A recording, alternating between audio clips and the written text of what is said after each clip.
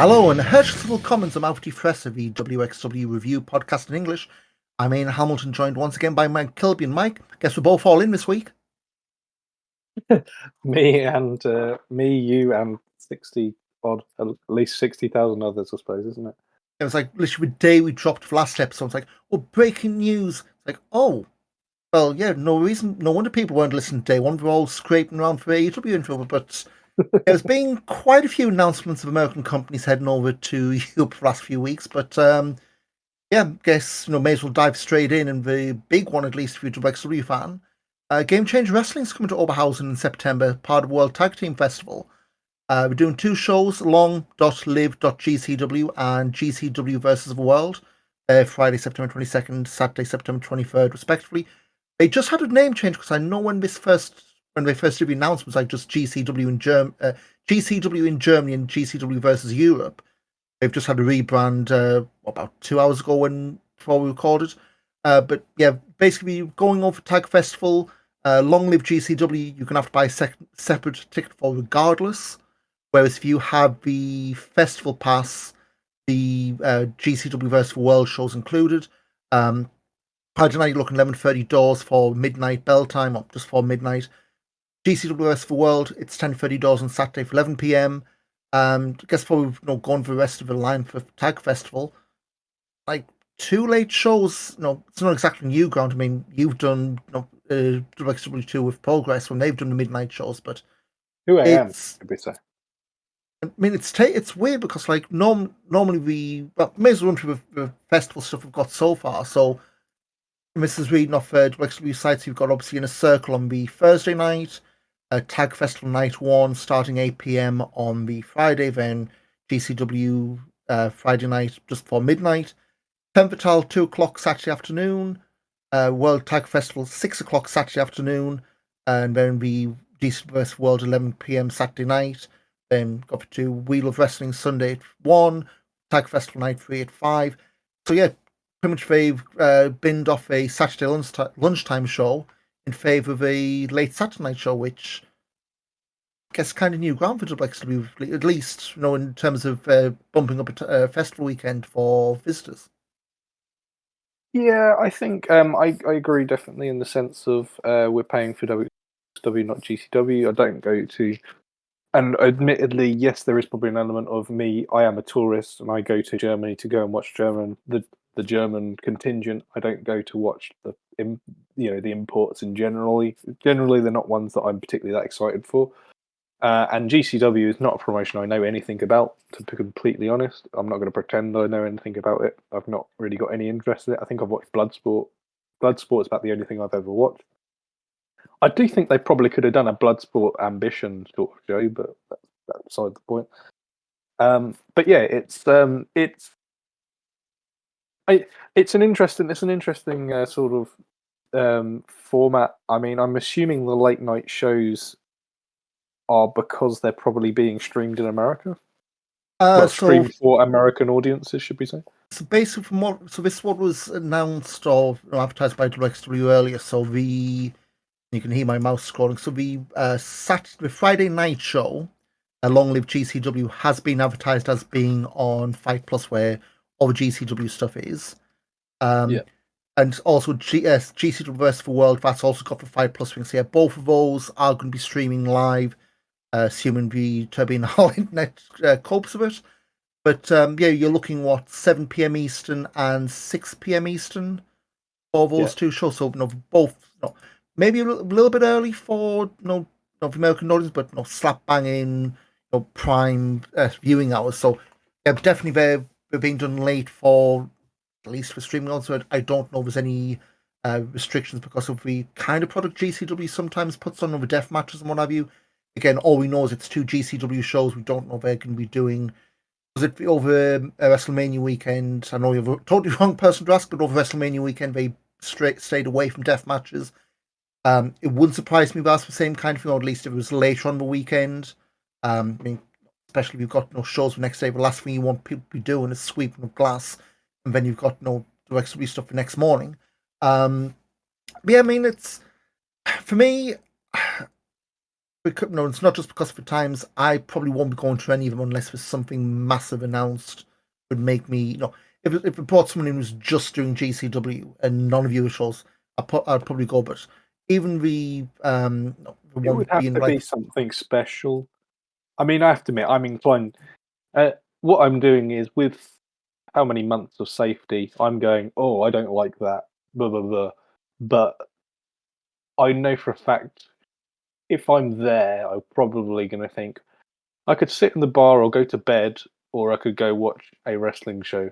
And probably the answer is going to be, I'm going to probably go and watch the wrestling show. I And think the Friday night one, because that's starting. Okay, it's a late start, but there's nothing on the Saturday morning until yeah, Femme Fatale. There's no wrestling cult, so that's not going yeah, to be taking spot. I could see a lot of people in that mindset going, I know I'll have a late one Friday night, but I think the one maybe with dodgy again if you buy the whole packs would be the GCW versus the World. yeah, But again, as we keep saying, a lot of wrestling to happen. They've only announced for shows, no talent announced, no names announced for yeah. these. They need So, to announce some people more than anything. It's all GCW. well, yeah, they need to announce people for GCW, and I, I know that there are some people who wrestle for GCW, so there's people who I would possibly suspect to be coming. There's people who I don't want to be coming over. That's for sure. Um, there's no doubt in that. But there's for me it's you just need to say, right, we've got XYZ coming, and when you announce two or three of the GCW guys, you can then sort of think, well, who are going to be the natural fits to go against them in the WXW roster? So then you kind of think, well, if somebody like Nick Wayne comes over, you maybe would probably position them to be fighting someone like Tihani, wouldn't you? Really, that would be the sort of clear thing. So, And I guess the other question as well is if you are, because both these have been advertised as GCW shows, and none of these are being positioned as GCW versus WXW. And maybe, and again, plenty of water under the bridge to come. Would any of any of the GCW guys be appearing on that Wheel of Wrestling show? I think that's the kind of thing both parties got to be careful of. Like, do you not advertise either show? Because this year, the Wheel of Wrestling, which it was on the Sunday, they didn't announce any matches until people were leaving Saturday night's carrot.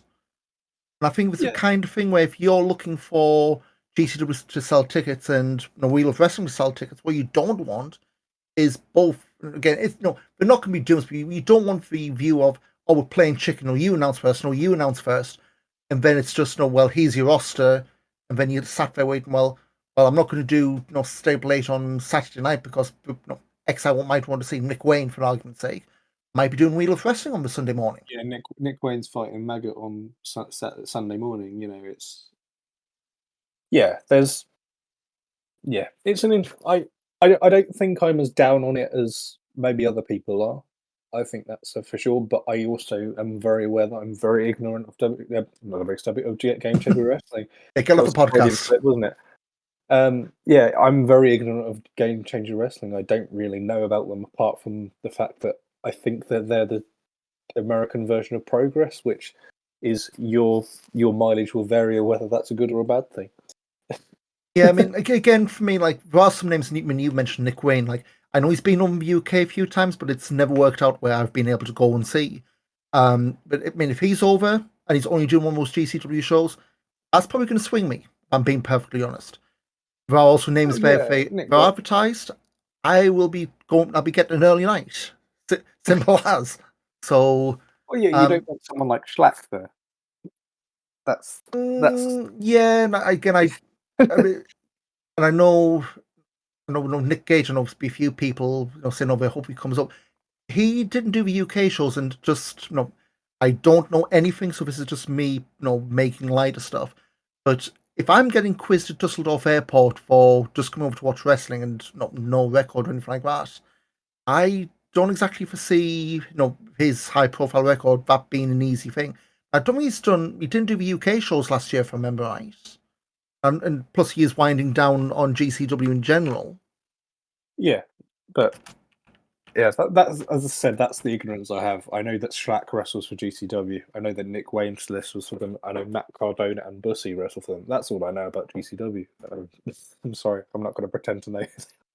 Just looking, Nick Gage didn't do the last European tour. He was actually last over for 2010's Tomb to Death versus Gorefest, which for some reason doesn't list the venue, but it was in Oberhausen, so I guess we'd been with Steffi back then. Yeah, well, So, as I said, it's so keep an eye out. Obviously, plenty of names to be announced, plenty of potential matches we'll see as we go. But yeah, like I say, I'm a little nervous of being involved in Tagfest proper. Team name you even mentioned. I don't want to say it, monkey's paw kind of thing, but yeah, we'll see how we go. the wonderful thing would be to say, right, we've got a GCW team and thing, but it's boisterous behaviour. It's Leon Slater and Doris. That'd be cracking, absolutely brilliant. Or if it's Nick Wayne and whoever his tag team partner is, brilliant. Jordan Oliver, yeah, the East West, yeah. If it's something like that, that's brilliant. And in a way, there is always a comedy team in the tournament, so maybe Bussy would work well for Tagfest, but it's kind of really speculative when it's announced, isn't it? I think it's probably the kind of thing of we sometimes get the meme team, your Spirit Squad you had last year. But yeah, see who they do send. Could we get Brian Myers and Matt Cardona? It'd be something major, surely. Anyway, so various names who we might want part of Tagfest, but the first team got announced earlier today, in fact, and it's one a lot of people have been asking for. We've got the astronauts coming over.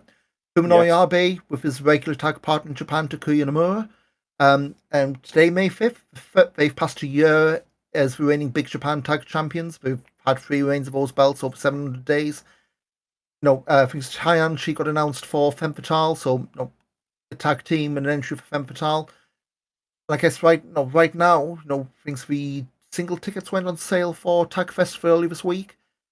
I know it's ways out, but what's your thoughts on Tagfest like in terms of I would want maybe 1 or 2 more teams announced or more in terms of who you're buying, who you're going to see. But I'm definitely a lot more positive than I would have been 24 hours ago on a Well, weekend. I think the astronauts announcement has been a very big.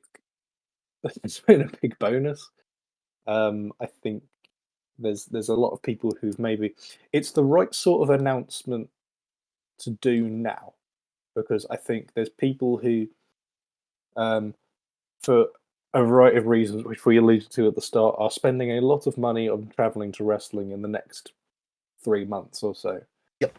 And you need to announce the astronauts now because they need to budget going to London, and they maybe need to budget now they need to think, well, can I also do that? Or I'm not going to London, but astronauts, cracking, that's what we want. So and it's got WWE VO2, obviously AEW at Wembley and Mace. There's a lot. No, it's the kind of thing. Got a lot of big weekenders coming up. If you want to form Progress Super Strong style with less than half a field announced 3 weeks out. That's all I'm saying. But no, a lot of big weekenders just in the UK and obviously the Brexit late in the year. Someone's going to miss out, I feel. yeah, and I don't know if Wembley hadn't been announced, if Wembley hadn't have been a thing in the last couple of weeks, I don't know whether astronauts would have been announced this early. I have a feeling they've kind of had to, and it's very smart for them to do so. But if they hadn't have announced them now, they might have had a lot of people in 2 or 3 weeks or a month sort of time going, "Oh, I'd love to go, but it's a bit expensive to go because I've already paid for Wembley X, Y, Z." Yep. So, I mean, people have already paid for Wembley because they obviously have, but at least now they can sort of think, well, that's also a month later. Yeah, you've got something to dip your hand in your pocket to, or try and work things out and make things Put stretch. a little bit of money aside. Well, so I've already paid for Wembley. Let's put a little bit aside to go to that. So, yeah, I think it's a great a world class team for a World Tag Team League. It's truly a world class team. One of the I think those who know, I think they're arguably one of the best tag teams in the world. Definitely probably the best tag team in Japan. I'd probably say at this point, really. It's you. The worry is always, it's now at a point where Abe is as much as part of the furniture as anybody else in WXW, and I kind of feel like if there was a weekender without him now, it would be. I think he'd be missed strongly. So yeah, it's delighted. I think a lot of people have always sort of asked for Nomura, and we finally got it going. And is this his first foray outside of Japan as well? I believe it's Nomura's, yeah, and of course, per Irie, it's his. He's now looking for a new tag partner. If you go by, and actually, sad message on Twitter. And no quick plug. We usually use the end of the show, but the same YouTube channel your Groundhoppers Guide of Arms on. Literally just now they've dropped Rihanna and Eddie React stuff. The astronauts against an astronauts match from October 2018. So Google that. There's a match you'll be able to watch. If you haven't seen them, that'll be something I'll be doing straight after this because I don't think I've seen an astronauts match. I've seen obviously a lot of Farbe, but I watched the one against Strong BJ in middle of April. That was really good. Really, really good. Plenty of time if you're not familiar, otherwise you'll be damn sure made familiar with before we get to the end of September. But we'll talk about CZW. They're not the only not the only American promotion coming over. There. Come on. Sorry? Burying the lead there. Yeah, not the only American promotion coming over. CZW's beaten the punch. They're heading over next month. We've announced 2 of you, but it's more. I think you said, was it like their roster training in Gelsenkirchen? I get the impression, yeah, it seems to me to be more. We've got 12 guys or however many people coming over. We're going to stick them on the shows, and I don't foresee them doing a CZW show in Europe, but I mean they may well possibly, but maybe something can be. I mean, so we've announced this. Yeah. It's called European Excursion. The post they've got, and these are going to be I'll be honest, these are just names I've seen a few of them wrestle. When I've been watching stuff online, but a lot of these to me are just names: Griffin McCoy, Aaron Ash, Matt Key, Vincenzo Tolotta, Mike Walker, Isaiah Wolf, Ruthless Lala, JC Storm, Richard King, Michael Mistretta, and Boom Harden. Now, I know there's one guy who's a CZW regular who has been in WXW, Jared Diaz. He did the wildcard Wheel of Wrestling over Tag Festival last year. Now we've announced no dates, and I would say if it's just them training and being farmed out to the shows, fair enough. But if you remember, CZW were meant to run in Frankfurt, November 2020. The WXW Now showcase over Coward Weekend 3 years ago. Yeah. There had been the date, the venue on the screen, and DJ High just completely balls it up. And of course, world lockdown with COVID. A lot's changed with CZW since then. I think they've been sold off, and certainly the title belts have been sold off. They're not running the usual venues. It's a lot smaller. I think, again, this is me tapping up the cage match right now. Like they're doing this. Almost dare say it's like what Progress is doing. Like somebody bought the name. Bought the name. We're running what we call Limelight. Seems to be like their regular shows. I mean, they restarted in Belfast. Say it again. The nightclub. Oh God! Yeah, we've been. If you're a Belfast, you know. We've been starting up like mostly out Blackwood, New Jersey. These Limelight shows, but we're keeping things up. Like we're doing, the anniversary shows. I think we're doing Best for Best late this month. I mean, look, some of the names you had up there. You've got like Alex Kane doing Best for Best, Fred Yehai, some WXW alumni there. O'Shea Edwards, Rich Swan. Yeah. So you've got a lot of names there who are not familiar. The problem with CZW is dare I say they've been almost enveloped by a game changer. Yeah, it's that's exactly the thing really with GCW. I get the impression they've kind of taken a lot of that sort of fan away, really, haven't they? I know there's that whole thing again. This talk that CZW was going to be bought by Game Changer. That didn't happen. But yeah, I mean, hey, it's a bunch more names coming over for experience. If they end up on a WXW show, great. If not, again, it's training's experience.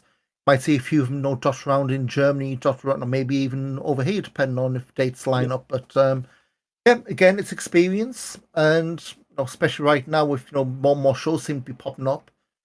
It's all you can ask for, I guess, at this stage of the game. Yeah, it was. I think when I first saw it happen, it was kind of like, oh, what's actually going on here? Are they? In my head, I saw CZW and I immediately had a negative reaction to it. But as I say, it's not the same company really now, is it? So No. it's They are it's still doing the weird pay-per-views where it's like chopped up bits of old shows, which a little bit problematic if we've gone by some of the titles. But I think the new stuff now, was a pre-streaming network like one of those newest streaming platforms we're on. I mean, I hear next to nothing about CZW these days. Like the pop on Cage Match, but like Game Changers got all the buzz. So I would say I'm not saying it's on these fellas to get the buzz back, but it's a long road back to where they once were, even pre-COVID, let alone the heights of the glory days. Yeah, because they were kind of on life support in 2020, really, weren't they? Yeah, I mean, you had was it Joe Gacy who was the champion? Well, all their guys got never lost a signed by belt. NXT, didn't they? And then yeah, pretty much struggled after that, didn't they? Yeah, it's yeah.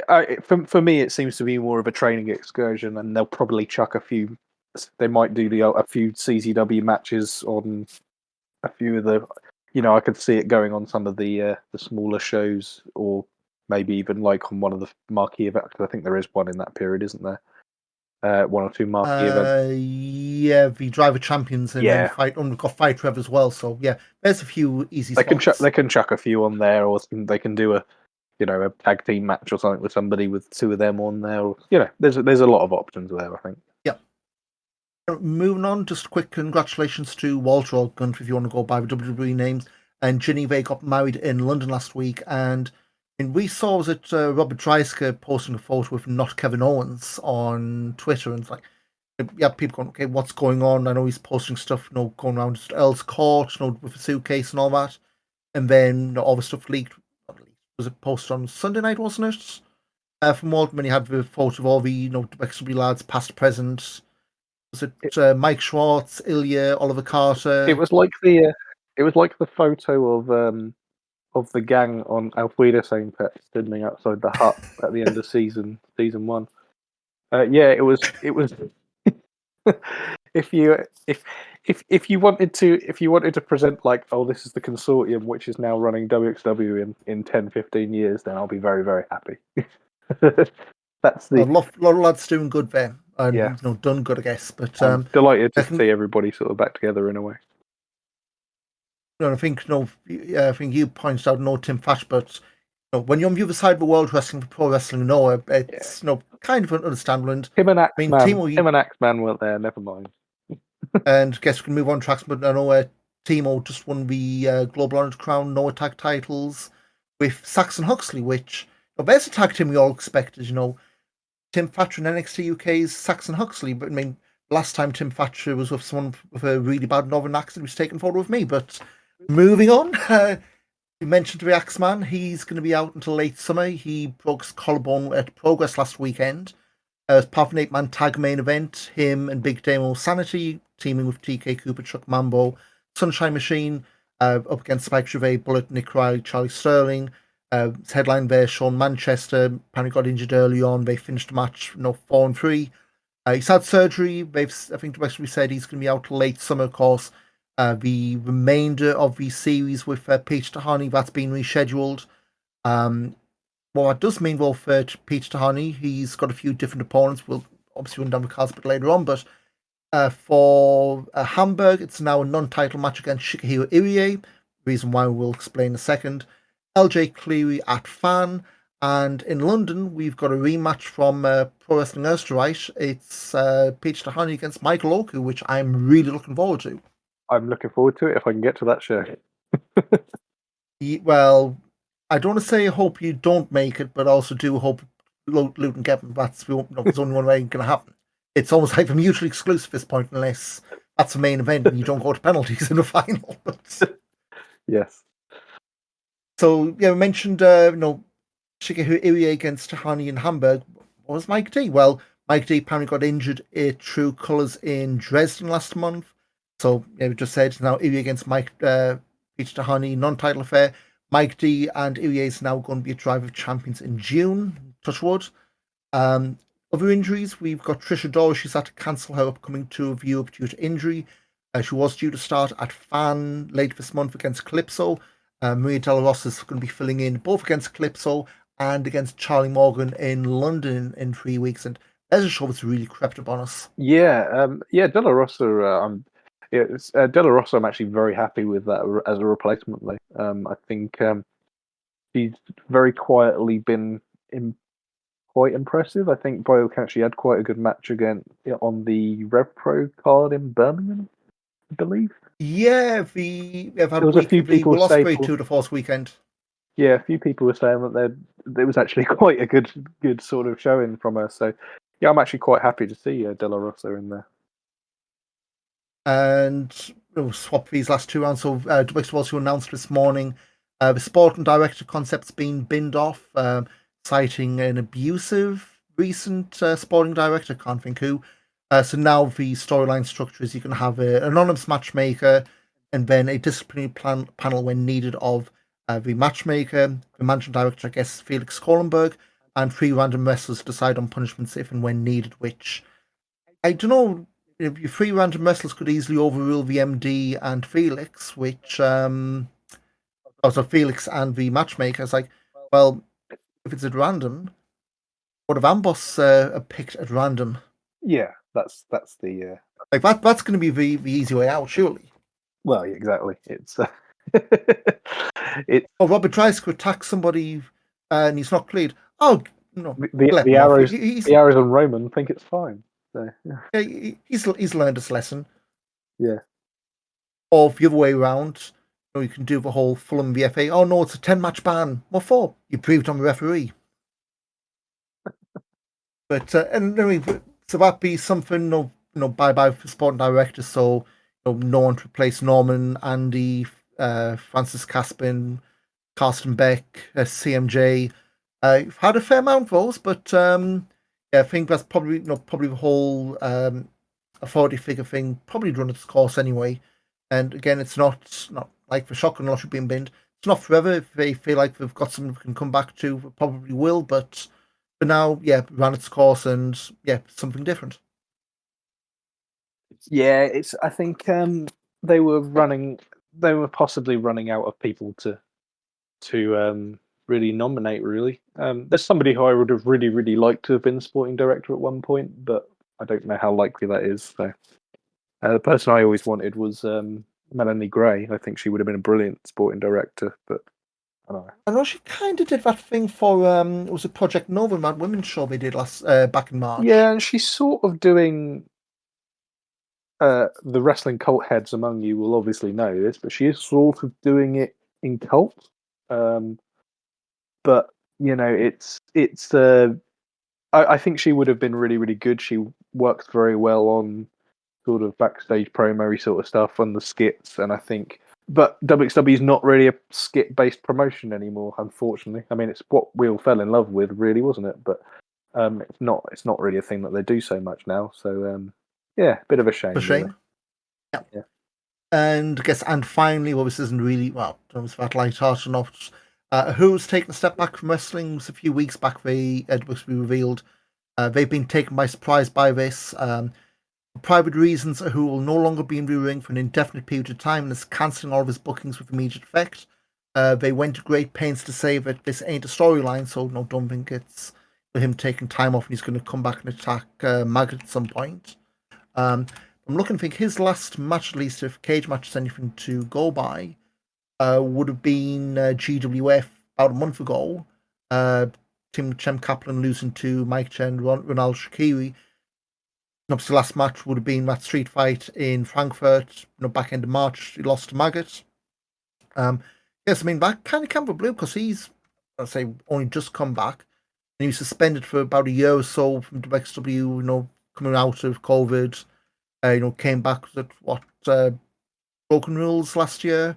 The June tapings and then the tag festival run, and then the mini program with Maggot. So I know we said, keep them apart, but I don't think I was expecting like that. Yeah, so it's a real shame, obviously, to lose him. I think, as we said, I think the ceiling's very, very high on Uhura. I think he can really throw out something great and incredible out of nothing. So yeah, this is a real shame, and kind of gutted to lose him. I think there's somebody that WCW do need in that sort of level. So yeah, it's a real shame, but obviously, if he needs to take his time to do whatever it is, or if something has happened, we obviously I'm not going to speculate, but Yeah, just yeah, all the best for the yeah, future, no all matter the what very best. what's going And on. if he does want to come back, or if he's ready to come back, then obviously go to see him when he does. Yeah, all the best for who for whatever's going on, and yeah, if he does come back, I think we've plenty of us waiting to boo him or cheer him no matter what he wants. But so that's quite lengthy and a lot of injuries. But guess we're going to have to hop over to Japan quite quickly.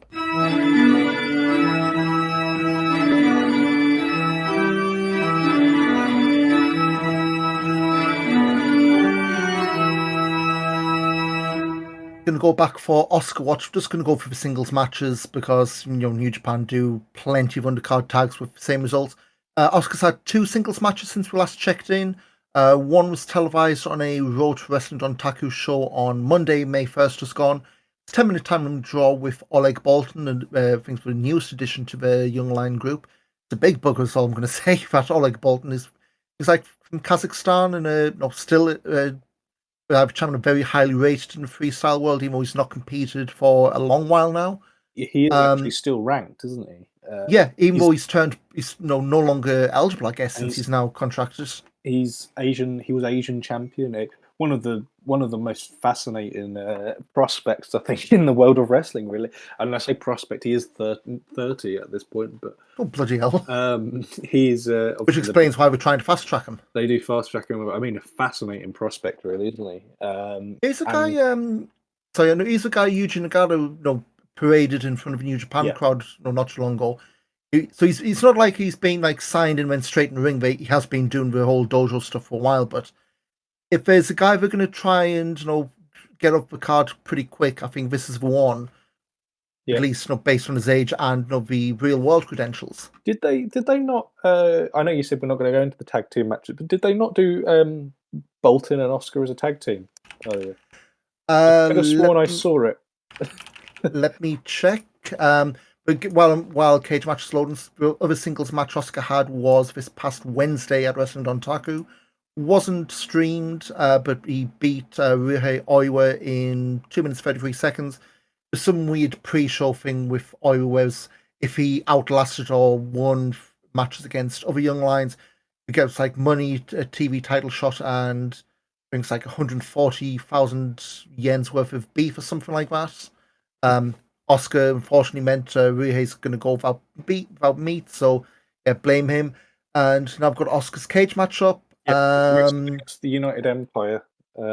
They both, as a team, wrestled against the United Empire. So Yep, April 27 against Aaron Hanari and Great Khan. get them as a tag team, lads. Come on, get them in for I tag team. know Rev Pro's going to do Great British Tag League soon.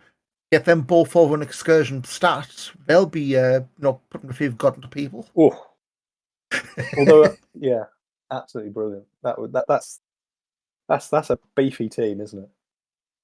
It's a team I wouldn't want to bump into in a lit alleyway, let alone a dark alleyway. I think you better fit in a lift with old Oleg Bolton, would you?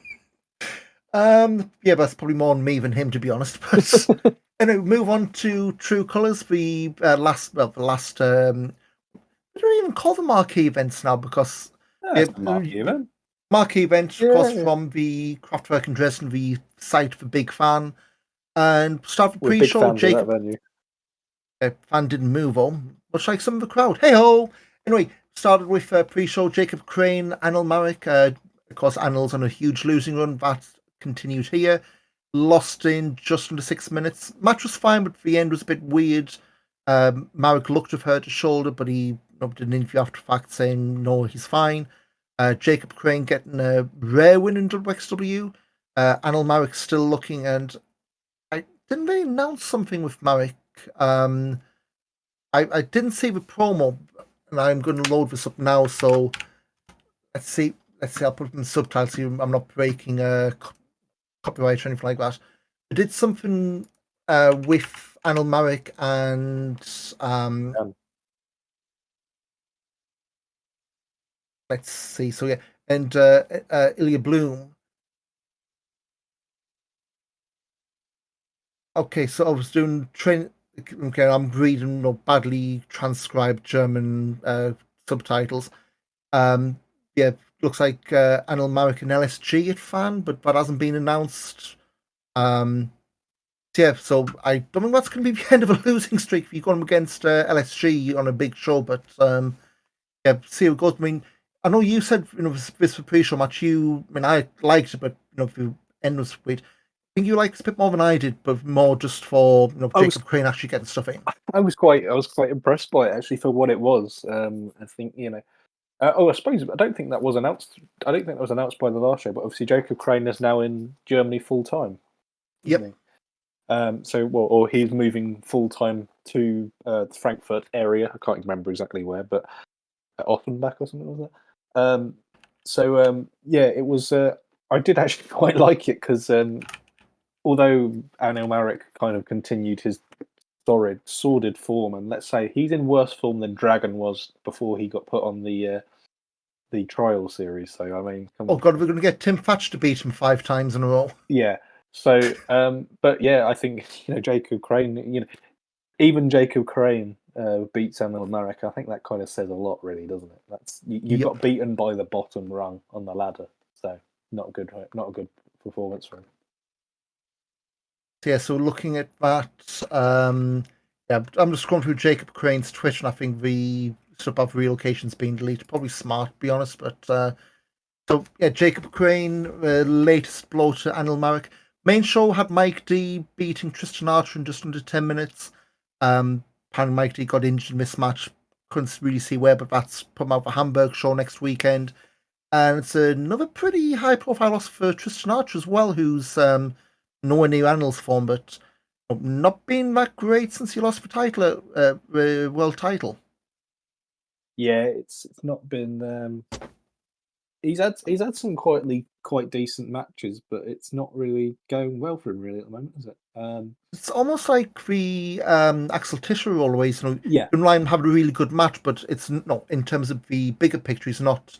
And again, I can't see him dropping into the shotgun division. I'm not saying like it's relegation or anything like that, but I can't see him being involved in the shotgun division. So this is kind of a spot. It's until he's back around the title picture, it's picking other people up. Yeah, he needs to. I'd like him to get into a bit of a tiff with someone like Jörn or something. Someone who I know that was a lot of last year when for the title, but I mean they're both sort of I feel like at the same sort of level. You just want Archer to. I think Archer just needs to get his teeth stuck into something because obviously when he's in the feud, I feel like he does do very well. He gets the promos tend to be quite good. He gets some quite good angles in, but I feel like he just needs something to get his teeth in, and at the moment he's kind of circling the drain, really, isn't he? Next up, speaking of drains, Norman Harris beating Fast Time Mood or shade under 10 minutes. I mean, obviously we're doing the whole thing now where Norman is, back to wrestling after he, barely did anything while he was the sporting director. I was surprised they booked this because I know they're still trying to keep Mudo, somewhat hot, and they were in, in East in terms of like Saxony, Mudo's home state. I know they're in Leipzig the next day where he got a bit more, but yeah, I'm surprised they put this one together, and yeah, House gets a win, but clearly building up for something. We've got the feud with Levine that's been kept on the back on the back burner. And of course that whole thing with Metahan, the whole mysterious contract for title shot that does just come out of thin air. But anything tried for the Norman House Mudo match that you were hoping maybe used in London? Not really. It was they're not my two favorite wrestlers in the world, so I kind of zoned out for a lot of it. I didn't really. There wasn't really much to say for it for me, really. I think Harris has sort of is painting himself more as yes, I'm a serious wrestler again. but I still think like he's still kind of doing the whole dressed as, in the Vince fight year, isn't he? Yep. Which I don't love. So yeah, it's yeah, not a lot to say about this one. I think Mudo taking the doing the job in his own state is a bit harsh. I would have thought maybe you could have had him go over Anil Marek, maybe, and that might have been a nicer thing for him. But we can't have everything, can we? Let's see what leads to me. I know they had that mini feud on with Shotgun 2020 stuff, or when Norman had a shotgun belt, but it is what it is. But no, the early wheel of wrestling, sorry. Moving on, we had Only Friends and their new funky theme music beating Nick Shrine and Ilya Bloom. I think this is one, again, when you see, or do you expect when you see Shrine and Bloom on the other side, they're probably not going to win, especially when it's against the Only Friends. But it's a decent match to get the Only Friends back, on board. And, base is being parlayed into, it's being parlayed into them trying to go for the tag titles. We've got a match for the Arrows in Hamburg, I think, but it's non-title, so we're being smart and not doing hey, we've won a match against two trainees, we won a title shot, they're not building them up. But first off, what do you think of the new music? Does it fit in the psychedelic zebras and the match itself? The new music's funny. I wish we could play a bit of it, to be honest. I thought it sounded a bit like 90s Sega racing game music. All I could think of was from Daytona, USA, Sky High, if you ever... Yes, I know exactly what you mean. That's what I could think of. And what was it? Magical Cities of... What's the one from Outrun? I can think of the tune, but... God, yeah. Them sort of ones, and Sega, the ones from Sega Rally Championship, them sort of ones. I can think of all of those sort of ones, and I think, oh, that sounded exactly like that. That's kind of my result thoughts of Dennis Birkendahl scouring the Warner Chappelle Music Library, and you found it, haven't you? Yeah, and apparently, so I know somebody else has found a similar one, and I don't know if it's like chicken and the egg. The one that's actually in the Warner Library, I guess, and I know you can search. There's a warnerchappelle.com. You can search by this and stream it yourself. So the song itself is called Starlight, the main one, with a fair amount cut off. But yeah, Vince Peeman and Raphael Lott, Starlight. It's on there if you search for. Well, if you just search for Starlight, you'll find it. But yeah, very 70s, I'd say, but it fits them still somehow. Yeah, it's a bit 90s, I thought, but yeah. I could see it, maybe 90s idea of the 70s. The 90s disco revival. But so only Friends still pushing on. The zebra ears and tails still being part of the gimmick, which not too sure about that, but it's the if first it works, it furry works. team we've had from WXW for a while, isn't it? Where's CP Monk when you need him? Yeah, they're like furry, aren't they? Yeah, whatever floats your boat. Then moving on, Axel Tischer beating Peter Tahani just over 15 minutes. I don't think it's as good as the first one, but still pretty damn good. Match put Tischer 2-0 up, but obviously with the injuries, means Peter Tahani's going to have to win 3 in a row when we set this back up. And I think maybe break could be the thing. It gives him a new wrinkle as well. If match 3 is Tischer's first match back, well, you've got the easy out. And now you're doing Tischer proving himself and Tihani as well. So just have to see, if when Tischer comes back and what Tihani does in the time off. You'd think he'd build up a few wins and not do a losing streak. Get himself sharpened for the Axeman again. Yeah, exactly. And I think if we have a shortcut this year, that's an ideal place to have Axeman maybe come back, isn't it?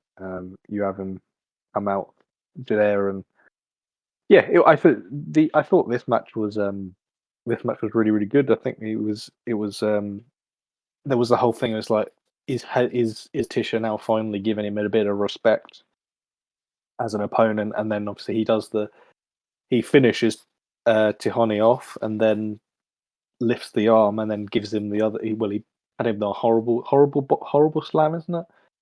And then he was it?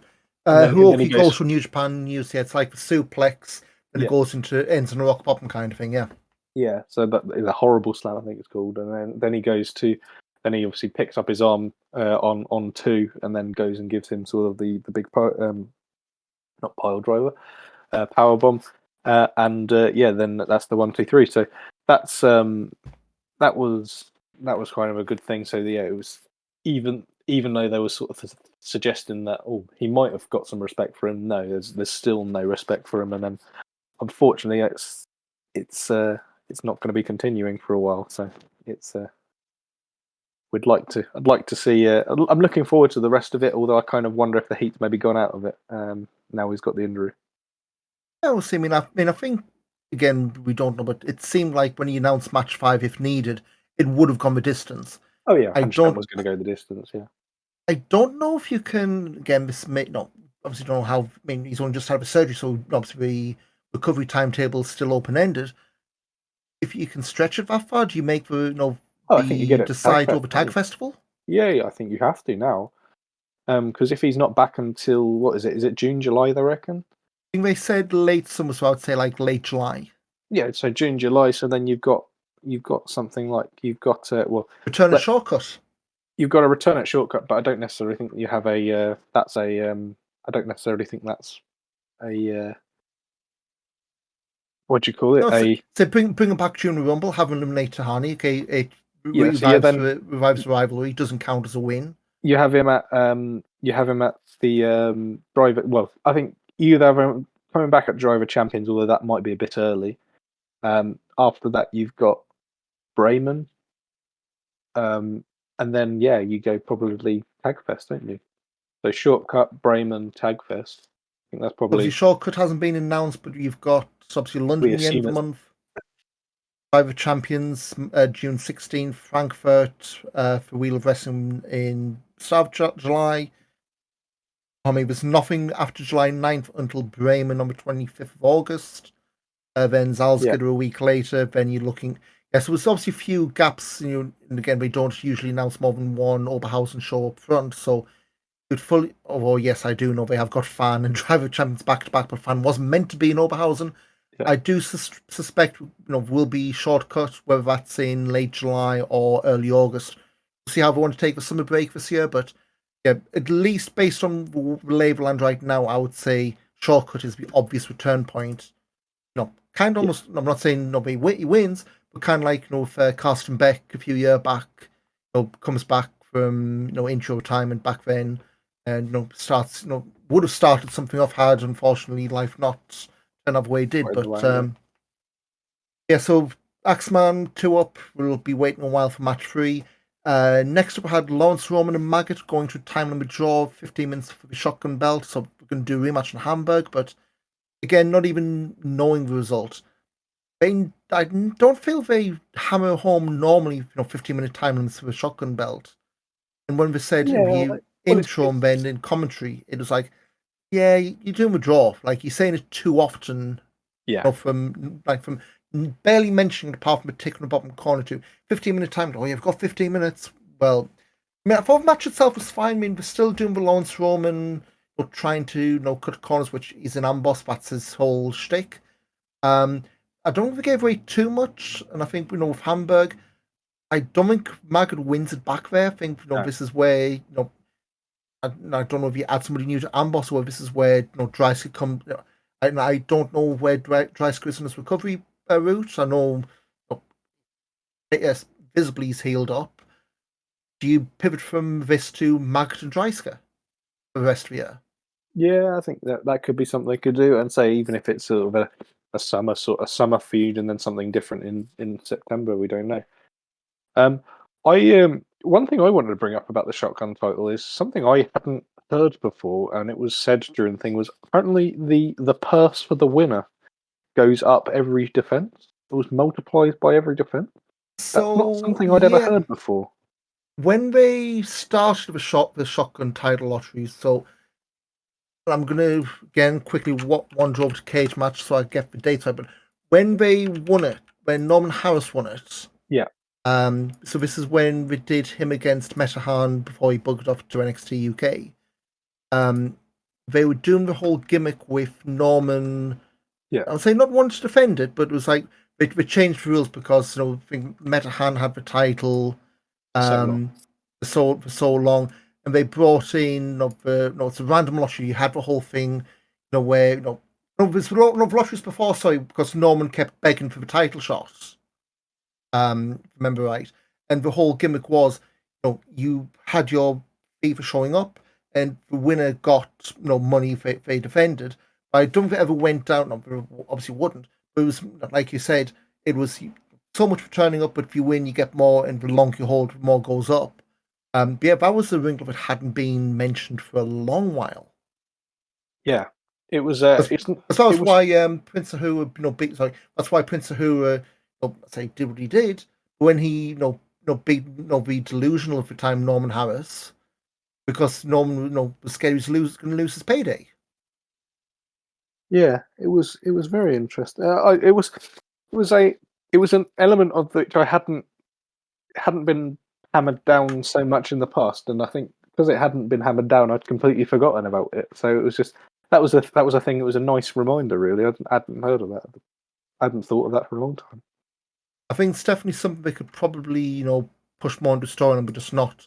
Well, I would say as obvious, but just not have it so front and center. But Christ, especially against someone new, it's like, oh, he's new. He's never had the money of a success. Let it go to his head. Yeah, Visibly. you have him turn up and gradually, like with more, you get Gullias with the belt or something, and then he turns up and he's got after a month he's got an Armani suit on or something like that. turns up with a bloody Mercedes or something. Diamond encrusted singlet. That's what That could work. Don't knock it. Speaking of flashy and all that, Ava Everett beat Baby Allison to win the women's title. So we think we kind of predicted this. Ava was the last weekend of her US tour, so she's gone back to the States for the belt. She is going to be defending the belt stateside, kind of like the shotgun belt was years ago. Yeah. So far we've got, and I don't know if it's promotion or whether it's title match. She's facing Shannon Lavangi tonight, promotion who don't put their names on the graphic, so you miss your plug.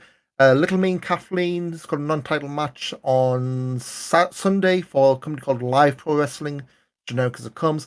But the first event is against Becca for Pro Wrestling Grind on May 26th. So I think CZW they definitely have Grind. I think they have Live Pro Wrestling at some point. So if you want to catch the WXW belt away from Germany, two of us be on IWTV, and I guess maybe WXW will have some stuff on the YouTube to on WXW now, like we did, back when the Shotgun Belt had the long tour of the States. But yeah, it was a pretty decent match, and I think taking the title out of the scene in Germany means you can do a few storylines, and it's not always be one. Your one women's match a show is to be a title match, like what Rev Pro had for such a long time with the Ginny division. Yeah. I think it's important, and maybe it's obviously shown that Ava's trusted enough to take that and represent them well, globally. It's maybe an opportunity for them to maybe go, well, let Ava go and sniff out some people, people who she can work with, and I'm not going to pretend to know Shannon Lavangi or Lil Mean Kathleen, but if they work well together, then you kind of think, well, stick them in tag. It's not Tag Fest. Stick them in Femme Fatale. I know, I forget who it was on Twitter was same as, but at least as far as like women's wrestling, feels a lot stronger in like northeast of the states, and you've got promotions like Beyond, Grind, Love comes with use. Yeah, it's the same names, but it's not because we're getting a lot of reps. There's some degree of progression, for one better word there. Yeah, it's good scouting ground at absolute worst. I don't think Ava be losing the belt in the states, but that would be a surprise, weirder things have happened. But I definitely do see feud defense maybe rivalry Matt Finch off at Femme Fatale next in September. So worth keeping an eye on. We'll keep tabs on whatever defenses do make tape. we need a jingle for Ava Watch. Oh god, I'm gonna have to find something that's not quite as sparkly as her direct music we absolutely can't play. Yeah, you'll have to find something.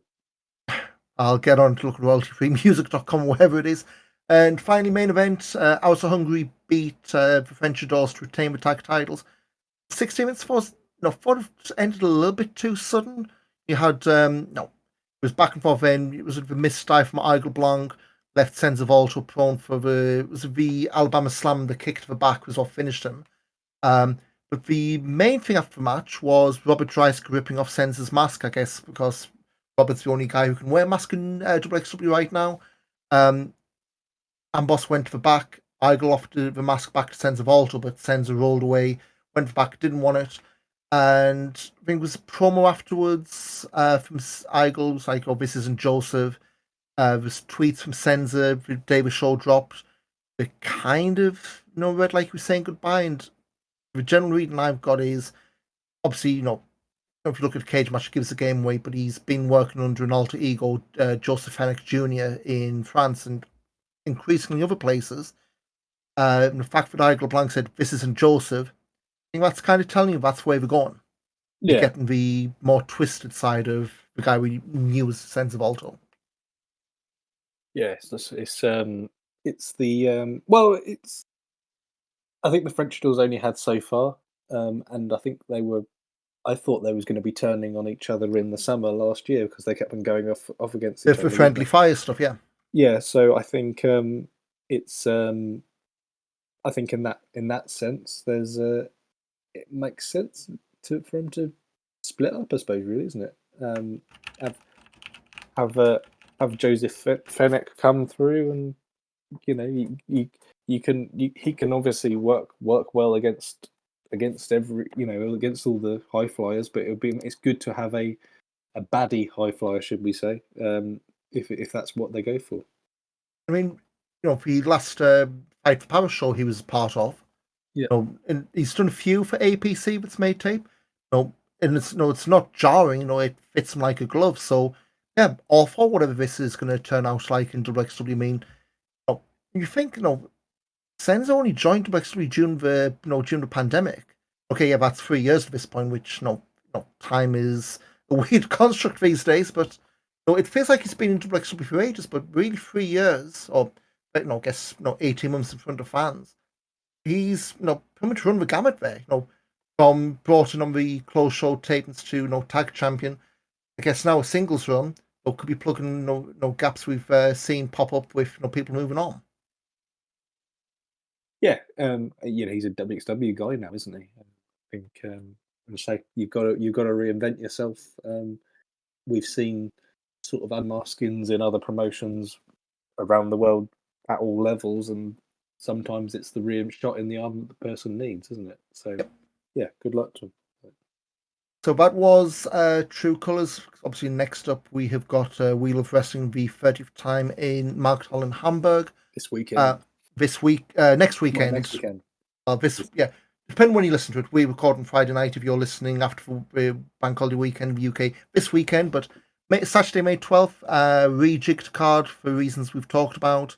Shikahiro Irie against Peach Tahani, non-title. Baby Allison against Calypso, decidedly not for the title because Baby Allison ain't the champ anymore. Another non-title match, Only Friends against the House of Hungary, as we spoke of. Tristan Archer taking on Kohai Kinoshita. There's some we skipped over. Next weekend, Kohai Kinoshita, who has worked for several promotions in Japan, I guess. Irie recommendation coming in. He's the Dove Pro champion, which is the same promotion that Naoki Tanizaki was a champion of when he did his short tour of Britain back then. Yeah, wrestling the baseball jersey. I remember him and Martin Kirby cockpit years ago. Yeah, Kenosha, yes, if I was me typing up his cage match, I'll say jobbing around as far as works in multiple promotions, not he loses a lot. He's freelance, isn't he? Freelance. So, I mean, he says, WrestleNomics and Mookie Garner post on Twitter the whole, look at these guys they work. And it's usually Irie, Abe, and Speedball. Like, look at these guys they work all these different promotions. Like, yeah, because if you're in Japan, if you're not signed to a promotion, you have to work all these companies, or you're not full time. But like, Kinoshita's worked. It was Big Japan early this week. Merry Pro. I'm not even going to pretend I know the names of these companies. The one that jumps out like a sore thumb, and Met, if you're listening, I just want to say this acronym, at the Hamburg show. Kinoshita worked with a guy called Gunzo against Jade and Rising Kid on the 20th anniversary Nightmare of April Fool's show for the Fighting Ultimate Crazy Kings in front of 30 people. And yeah, that acronym, I bet you, is not going to be spoken or even spelled out on WXW programming. Intentionally, at least. Fuck, 20th Yes, anniversary there's Nightmare of the April Fool. Japan, you name your promotions really weirdly. I mean, you've got 666, 01. Yeah, I'm looking now. Since January 1st, he's had 35 matches. yeah. Well, he's a No, freelancer, isn't he? yeah, there's a lot. The same as a lot of people wouldn't have that in a year. Yeah. But yeah, so worth keeping an eye out on anyway. He's got Tristan Arch in Hamburg next week. And then the last thing announced, the Himmelschloss with Lavaniel. And what I would say is, the loss of Mike D, that Marktal card, loses a lot. In fact, you've now got Yeah. 2 non-title matches. Yeah, for a 30th anniversary, it's lost Mike D, it's lost Tisha. It's very light, isn't it?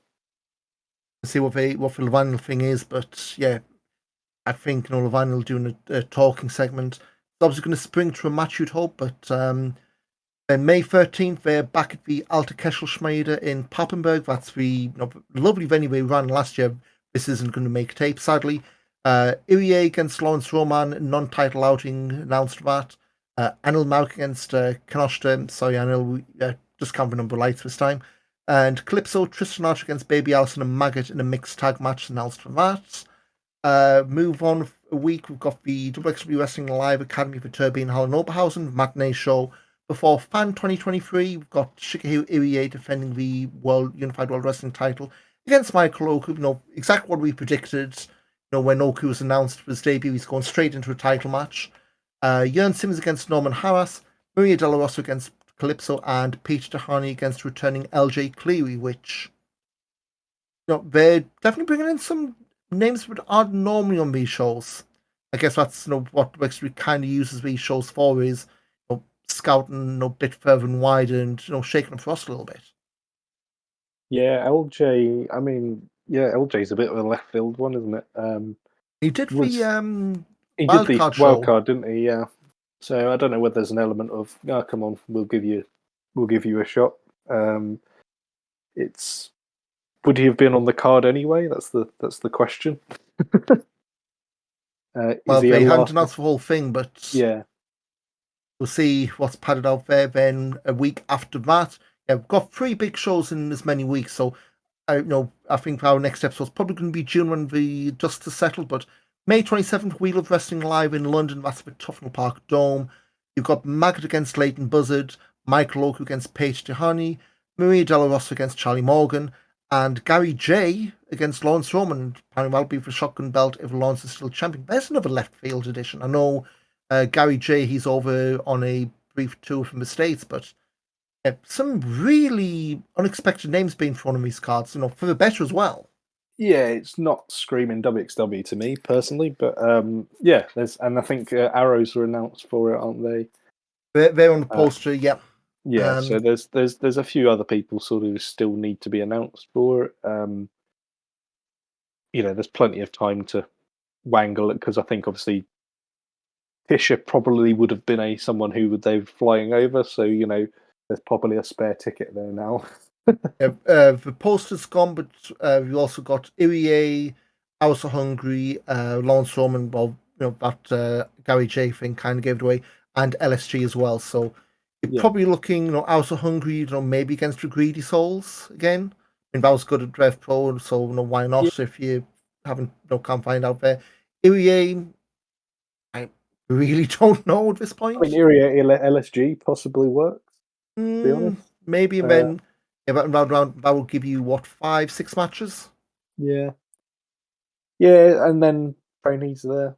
they'll probably take one or two of the trainees over. So Yeah. there's plenty of options there, I think, still. That's in 3 weeks' time. Then Driver Champions June 17th in Turbine Hall. Mike D against Uye rescheduled from Hamburg. June 18th for double tapings for Fight Forever at the Fight Club in Gelsenkirchen. Then July 8th for Wheel of Wrestling at the Batch Cup in Frankfurt. And then, I think, didn't we say July 9th in Erfurt? Then potentially that's where the Summer Pause comes in and where the shortcut for top, whether that's going to be starting or ending it. Guess we'll find out after maybe Fandom might throw that tidbit in. Yeah, because you've got to wait until the next Oberhausen show gets announced, don't they? But so yes, I mean, there's a heck of a lot going on. Some weirdness of the upcoming cards for obvious reasons. But yeah, after what's felt like a bit of a lull since Carrot, ain't no stopping the next few weeks. That's for damn sure. Yeah, busy few weeks and plenty to watch, plenty to digest, and running on the road to we're coming up to Fan. Hopefully, get a nice announcement at Fan, and then listen, we're not under pressure. Progress have only got half a field, so maybe they should start. Not even that. that. Not even that. But and that's in 3 weeks. Yeah, get a move on, lads. But yeah, so I guess that's heck of a packed episode. We'll probably be back in June after Hamburg, Fan, and London has happened and dropped, unless anything massive takes place in between. But Mike, anything to plug? Guess you're obviously you've qualified for playoffs. Hoping May 27th you'll be at least Wembley, I suppose. Yeah, kind of frustrating. I was kind of hoping Luke was going to go up automatically. It was looking close for a while. It was possible, but alas, not likely to happen. So I'm plugging the fact that Luton need to win in 90 minutes and no extra time, no injuries, and then I could run across town. For me, it's not quite as clear cut. Obviously, final game of the season Monday. As it stands, settled outside the playoffs, and I think barring, unless there's only 2 spots left. So if we do make the playoffs, it's 50-50. We're facing you in the semis, which that's going to go well. I think as it stands, not chance we're going to make the finals if we do get there. But that would be fun, both of us missing to London because we're stuck at Wembley in a penalty shootout. That would be a freaking irony, to say the least. The Auf Die Fresse derby. It's and then extra time, penalties, delay, start, tube strike. Will all happen if that's the case. But anyway, Mike can catch you on pretty much every at Mike Kilby. Yeah, I'm not on any of them new ones yet. I'm still on Twitter. I'm still waiting for Blue Sky invite. I don't know if that's coming. I don't care about Blue Sky. I got told off for joining that other one. What was not Mastodon? What was the other one? Oh, Hive. Yeah, I got told off for joining that one because apparently I shouldn't have because it stole all my data or something. So There's I don't know if I'm not going to say because I don't really fancy being sued. There's some stuff that at least read about it looked dodgy, but yeah. Don't sue me either. I just don't know. At Auf Die Fresse Pod, we're going to try and build that account up. At Big Bag Body Drops Reviews, which I'm now having to tweet out manually. Thanks, Elon, breaking all the APIs. At Ian Wrestling, want to follow me personally for whatever reason, but yep. At the Groundhoppers Guide, for the old Groundhoppers Guide stuff, and that Strong BJ Astronauts match we spoke of earlier. But yes, that will do us for probably this month, depending unless something breaks. We shall see you in June, worst case. And if you've not got your reasonable ticket or see you at WXW, we shall see you then. If not, cheers. Cheers.